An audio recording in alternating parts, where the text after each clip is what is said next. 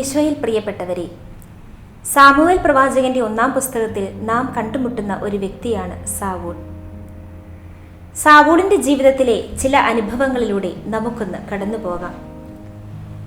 ദൈവത്തിന്റെ സാന്നിധ്യം ഒരു മനുഷ്യന്റെ ജീവിതത്തെ എത്ര അത്ഭുതകരമായി മാറ്റിമറിക്കാമെന്നും ആ സാന്നിധ്യം നഷ്ടപ്പെടുമ്പോൾ ജീവിതം എത്ര ശൂന്യവും ഇരുണ്ടതുമായി മാറാമെന്നും ഈ ജീവിതം നമ്മെ ആഴത്തിൽ ഓർമ്മിപ്പിക്കുന്നു. സാമുവേൽ പ്രവാചകന്റെ 1-ാം പുസ്തകം 10-ാം അധ്യായം 6-ാം തിരുവചനത്തിൽ നാം ഇപ്രകാരം വായിക്കുന്നു: അപ്പോൾ കർത്താവിന്റെ ആത്മാവ് ശക്തമായി നിന്നിൽ ആവസിക്കും, നീയും അവരോടൊത്ത് പ്രവചിക്കാൻ തുടങ്ങും, മറ്റൊരു മനുഷ്യനായി നീ മാറും. ഈ ദൈവവചനത്തിൽ നാം കാണുന്നത് ദൈവാത്മാവ് ഒരു മനുഷ്യനെ പൂർണ്ണമായി പുതുക്കുന്ന അത്ഭുതമാണ്. ദൈവത്തിന്റെ ആത്മാവ് തൊടുമ്പോൾ ഭയമുള്ളവന് ധൈര്യം ലഭിക്കുന്നു, തളർന്നവന് പ്രത്യാശ ലഭിക്കുന്നു. സാധാരണ ജീവിതം ദൈവത്തിന്റെ പദ്ധതിയുടെ ഭാഗമാകുന്നു. ദാവീദിന്റെ ജീവിതത്തിലും ഇതുതന്നെയായിരുന്നു നാം കാണുന്നത്. ഒരിടയനായിരുന്ന ദാവീദിന്റെ മേൽ ദൈവത്തിന്റെ ആത്മാവ് ശക്തമായി ആവസിച്ച നിമിഷം മുതൽ അവന്റെ ഹൃദയം ദൈവത്തിന്റെ ഹൃദയത്തോട് ചേർന്നു. അതുകൊണ്ടാണ് അവൻ യുദ്ധങ്ങളിൽ ജയിച്ചതും വീഴ്ചകളിൽ പോലും വീണ്ടും ദൈവത്തെങ്കിലേക്ക് തിരിഞ്ഞ് എത്തുവാനും സാധിച്ചത്. ദൈവാത്മാവുള്ളിടത്ത് മനുഷ്യന് വെറും ശക്തിയല്ല ലഭിക്കുന്നത്, ദൈവത്തിന്റെ സ്നേഹിക്കുന്ന ഹൃദയമാണ് ലഭിക്കുന്നത്.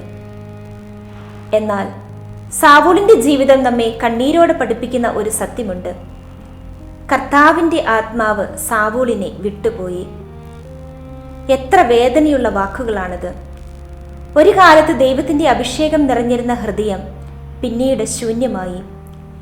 ദൈവത്തിന്റെ സാന്നിധ്യം നഷ്ടപ്പെട്ടപ്പോൾ അധികാരമുണ്ടായിരുന്നെങ്കിലും സമാധാനവും സന്തോഷവും ഇല്ലായിരുന്നു. ജനക്കൂട്ടം ഉണ്ടായിരുന്നെങ്കിലും ഉള്ളിൽ ഏകാന്തത മാത്രം.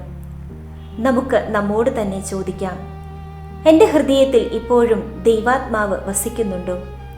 ദൈവാത്മാവ് ഇല്ലാത്തിടത്ത് എല്ലാം ഉണ്ടായിരുന്നിട്ടും ഉള്ളിൽ ഒരു ശൂന്യത ബാക്കി നിൽക്കും.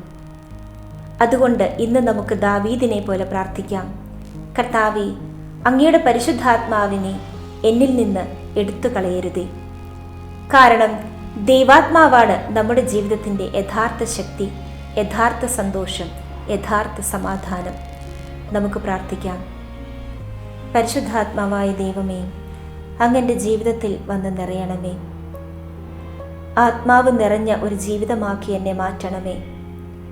എൻ്റെ എല്ലാ പ്രവർത്തനങ്ങളെയും അങ്ങ് നിയന്ത്രിക്കണമേ. ജീവിത യാഥാർത്ഥ്യങ്ങളിൽ ഒറ്റപ്പെട്ടു പോകുന്ന നിമിഷങ്ങളിലെല്ലാം അങ്ങയുടെ സാന്നിധ്യം എന്നെ വഴി നടത്തണമേ. പരിശുദ്ധാത്മാവേ, എൻ്റെ എല്ലാ ജീവിത സാഹചര്യങ്ങളിലും അങ്ങ് എൻ്റെ കൂടെ ഉണ്ടായിരിക്കണമേ. ദാവീദിനെ പോലെ ഞങ്ങളും പ്രാർത്ഥിക്കുന്നു: അങ്ങയുടെ ആത്മാവിനാൽ എന്നെ നിറച്ച് വഴി നടത്തണമേ.